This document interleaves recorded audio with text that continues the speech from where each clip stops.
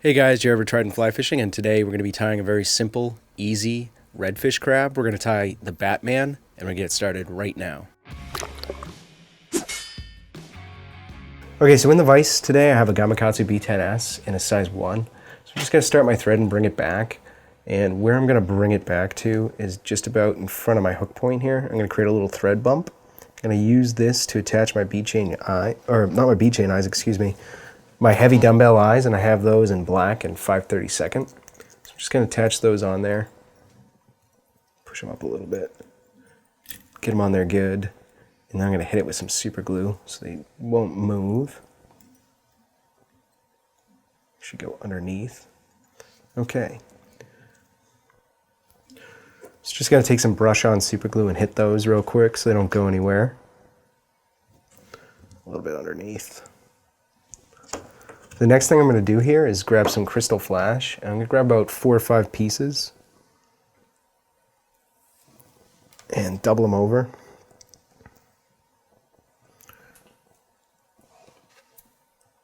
And I'm just going to tie these in right at the back of my hook here. These are kind of going to be, I'm going to come through and kind of trim them up a little. Oop, there we go. So they're not all flat and straight. So these are kind of going to be my mouth parts and feelers and just kind of general movement at the back of the hook here. So what I'm going to do next is grab a little bit of either Arctic Fox, or in my case I'm going to use Rabbit. I'm just going to grab a little chunk and strip out some of these shorter fibers just to create a little bit of bulk at the back.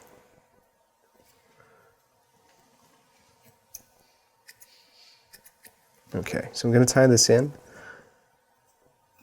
untwist my thread, throw a loose wrap or two around it, and then move it around the hook shank so it's distributed evenly. Tie that down. The next thing I'm going to do is just grab some Estaz so that I can tie that in with a nice little clean tie-in. Okay, just get that on there. And then I'm going to advance my thread to right in front of my dumbbell eyes. And I'm going to cut some zonker strips. And these are going to be my claws. So these are actually going to be relatively short. I want them to extend with the tips here right about to my crystal flash. So just about there. So this is ending up being just a hair over an inch long maybe. Of course, it's going to vary depending on the size of the hook you have. So this is really the key part of this fly, is these little claws. So how I'm going to tie them in is almost reverse of what you would think. So the leather side is going to be facing out, and it's going to look weird until we wrap the Estaz through. Just going to pinch those on and tighten them down, and then grab my other one and do the same thing.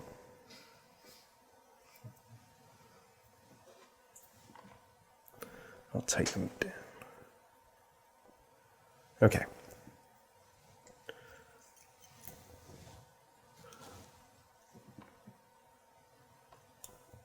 All right, so get those on there, position them where I want them, and I'm going to tighten them down.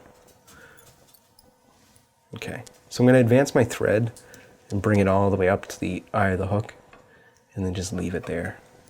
So what I'm going to do next is wrap my Estaz through, and when I get up past my eyes here, I'm going to use that Estaz to control my claws here, my zonker strips, and have them face back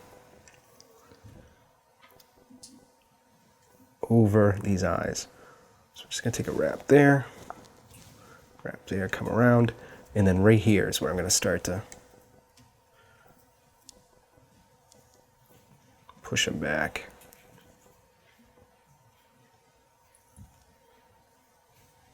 Okay. So then I'm just going to continue wrapping up towards the hook, at the eye of the hook. Nice touching tight turns.